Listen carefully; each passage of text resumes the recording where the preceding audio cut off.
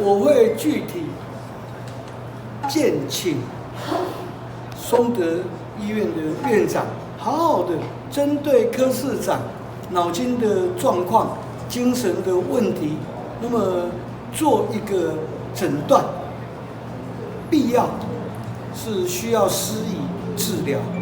柯文哲这一次不是失言啦，因为你失言是1次、2次、3次、几次，哪有天天在失言的啦？所以我认为啊，我断定柯文哲脑筋有问题啦。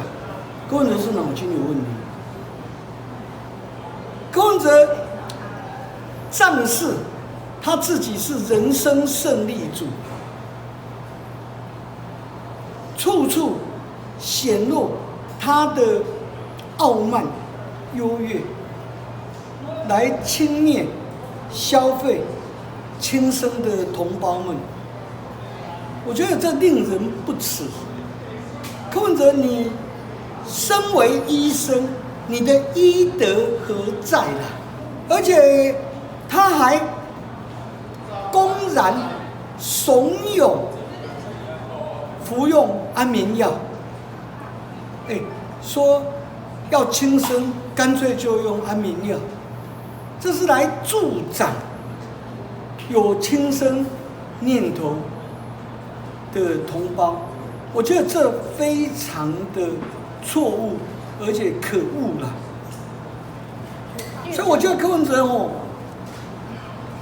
他整个我是具体建议，我会请松德医院院长那么就安排，也希望柯市长接受，去松德院区接受诊断治疗，因为柯文哲已经是完全扭曲的人生观呐，还有错误的价值观。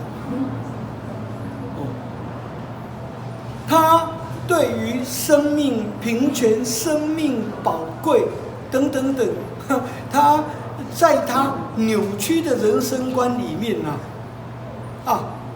他认为鲁蛇那你们要死就死吧，要自杀就到旁边去，吞个安眠药，不要害到别人。你看，他是这样子扭曲的观念。我会具体建请松德医院的院长，好好的针对柯市长脑筋的状况、精神的问题，那么做一个诊断，必要是需要施以治疗。